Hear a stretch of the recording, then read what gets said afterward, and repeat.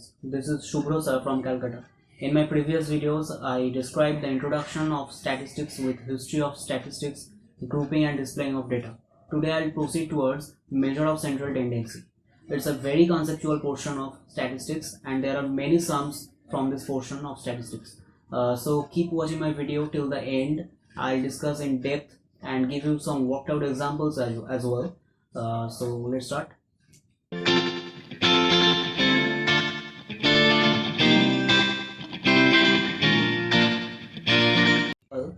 There are some characteristics of dataset. The first one is central tendency. Now question arises here that what this central tendency is. The central tendency is actually the middle point of a frequency distribution. I told you about the frequency distribution in my previous video, so go through it. Measure of central tendency are also called measures of central location. So now the figure on board, here the central location of the curve B lies to the right of those curve A and curve C. Note that here the central location of the curve A and curve C are equal. Now the second characteristic of dataset is dispersion.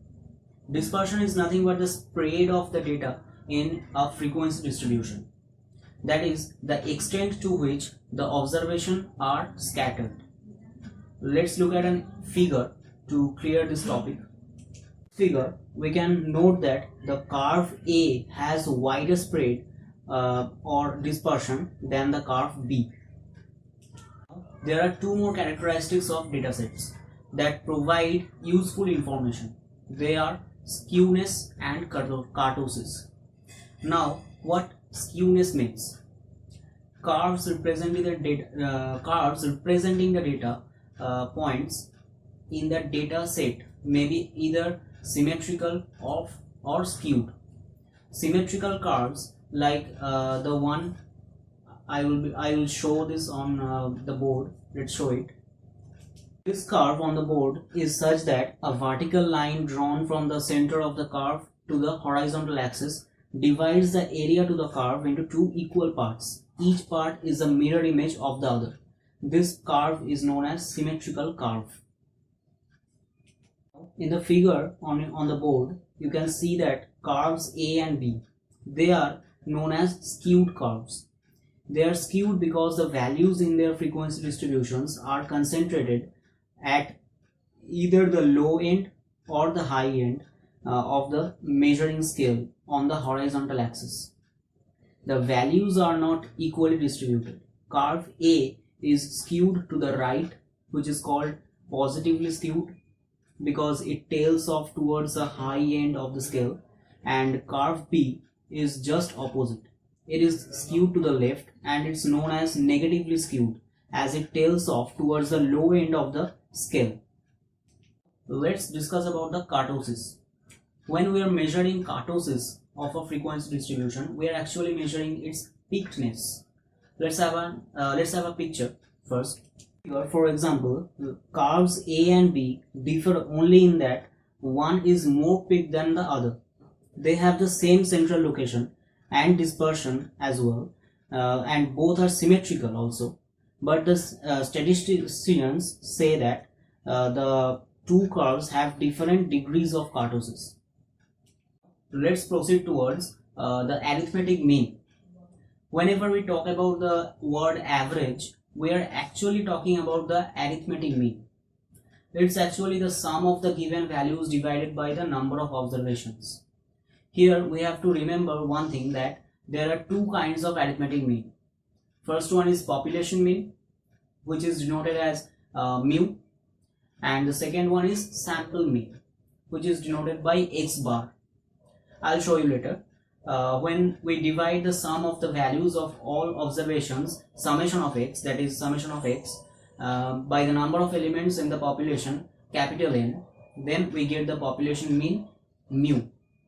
And when we divide the sum of the values of all observations, that is summation of x, by the number of elements in the sample, that is small n, then we get the value of the sample mean x bar.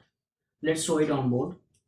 In the board the population mean mu is equal to summation of x divided by capital N, where summation of x means sum of all the values of the observation and capital N is number of elements in the population, and sample x bar is equal to summation of x divided by n. Here also summation of x means sum of all of the values of the observations, and small n means the number of elements in the sample. Look at an example to calculate the mean of the grouped data. In the example on your screen right now, a patient having elevated sugar was advised to keep record of fasting sugar level every week. The weekly glucometer reading, that is mg per dl, for 70 weeks are shown in the table here. Here the sample mean is given by x bar is equal to summation of x divided by n, where summation of x is the sum of all the values in this table, which is equal to 8267, divided by n means the number of observations, which is equal to 70, because we have recorded the 70 weeks values. So here n is small n is equal to 70, and when you divide 8267 by 70 we get 118.1, which is equal to the mean, sample mean. Now for the group data, population mean is equal to mu equal to summation of a phi xi divided by capital M, and sample mean is equal to x bar, which is equal to summation of a phi xi divided by small n. Here a phi is the frequency of class I and xi is the midpoint of the class I, and a phi xi is equal to weighted frequency. I'll describe this weighted frequency later. First look at an example here. On your screen right now you can see an example. Here we have made columns of class interval, frequency, midpoint and weighted frequency. Here class intervals are 75 to 84, 85 to 94 and so on, and frequencies are given. First we have calculated the summation of all frequencies, that is summation of a phi. We have denoted this one by small n. So it's the sum of all frequencies, which is small n, which is equal to 70, and we have calculated the midpoint by summing up 75 and 84, which is and divided by 2, that is 75 plus 84 divided by 2 is equal to the midpoint. First midpoint 79.5, and the second midpoint is 85 plus 94 divided by 2, which is equal to 89.5. Third midpoint is 95 plus 104 divided by 2, which is 99.5, and so on. Now weighted frequency is equal to nothing but frequency into midpoint, that is 2 into 79.5 is equal to the first weighted frequency, that is 159. Second weighted frequency is second frequency into second midpoint, 5 into 89.5, which is equal to 447.5, and so on. And then we have calculated summation of a phi xi, that means the sum of all weighted frequencies. Now if we divide this sum of weighted frequencies by the sum of frequency, we will get the sample mean. So x bar is equal to summation of a phi xi divided by n, which is equal to 8275 by 70, which is approximately equal to 118.2. Now in the calculation of the mean of grouped data, we have seen a term weighted mean and weighted frequency. What does it mean actually? When the mean is computed by giving each data value a weight that reflects in its importance, it is referred to as weighted mean. For example, in the computation of grade point, that is GPA, the weights are the number of credit hours earned for each grade. When data values vary in importance, the analyst must choose the weight that best reflects the importance of each value. Our target is to build a concept on median. The median of a dataset is the value in the middle. When the data items are arranged in ascending order, the median is actually the 50th percentile or the second quartile value of a dataset. I'll describe this percentile and quartile part in my next video, so keep following my channel. By the way, since median is a positional average. It is not affected at all by the extreme values of observations, and as such is the preferred measure of central location in the case of skewed distribution.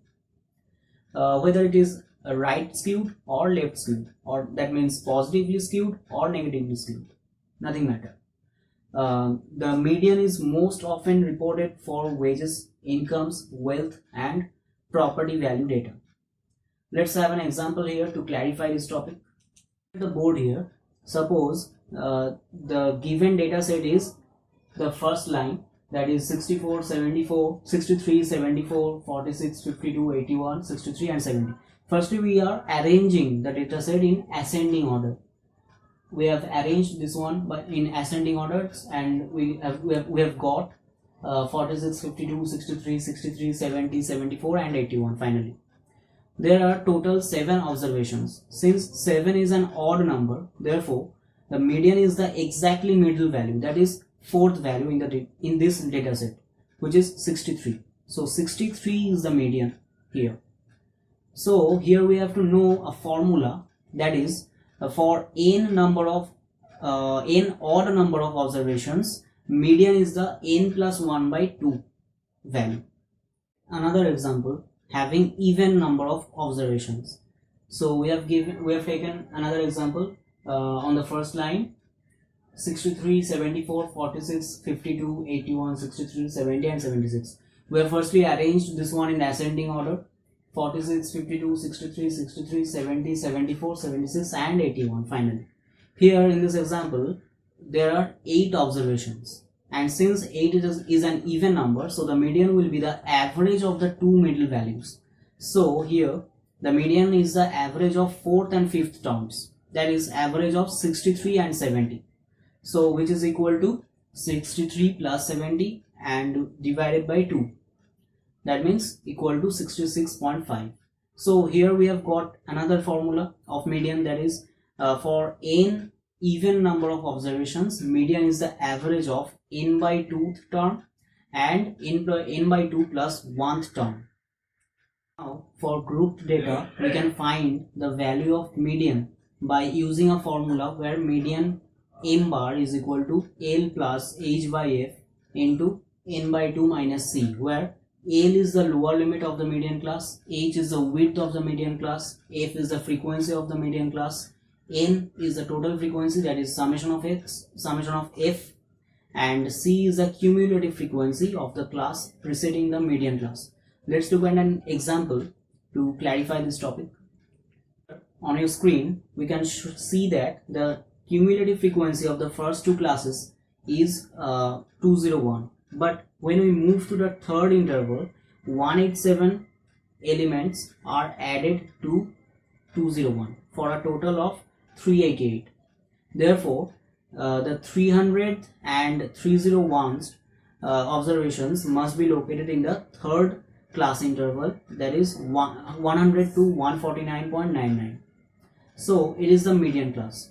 Here L is equal to 100, H is equal to 149.99 minus 100, that means 49.99, F is equal to 187, frequency of that median class, N is equal to 600, the summation of all frequencies, and C is equal to 201, which is the cumulative frequency of the class preceding the median class.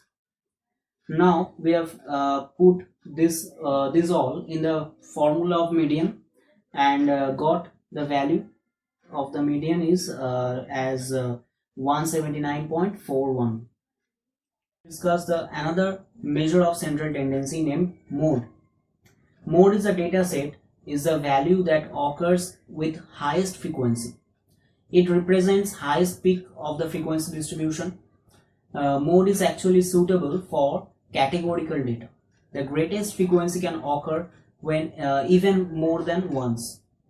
If the data have two modes, the data are called bimodal, and if the data have more than two modes, the data are called multimodal. Now mode is calculated by a formula. The mode is calculated by the formula on the board. Here mode m0 is equal to L plus h into f1 minus f0 divided by 2f1 minus f0 minus f2, where L is the lower limit of the modal class, h is the width of the modal class, f0 is the frequency of the class preceding the modal class, f1 is the frequency of the modal class, and finally f2 is the frequency of the class succeeding the modal class. Now let's have an example here to know how to calculate the mode of a dataset. On your screen right now you can see the a table. Since a frequency distribution I have shown here for delivery trips. Since the interval 4 to 7 has the highest frequency 8, this class is the modal class. Here L is equal to 4 because the lower limit is 4. H is the width of the modal class, that is 7 minus 4, higher limit minus lower limit, 7 minus 4, which is equal to 3. F0 is the frequency preceding the class, preceding the modal class, that is 6. And F1 is the frequency of the modal class, that is 8. And F2 is the frequency of the class succeeding the modal class, that is F2 is 1. Now let us put all the values in the formula of mode. So by calculating we have got mode m0 is equal to approximately 4.67. As my video is over today, I describe quartile, percentile and other important aspects of statistics in my next video. So keep following my channel. If you have any doubt regarding statistics, you can email me at the email address on your screen right now, and or you can simply comment me in the comment section, and obviously like this video and share with your friends and family. If you haven't subscribed my channel yet, please do it quickly to get all updates of my videos, and thanks for watching.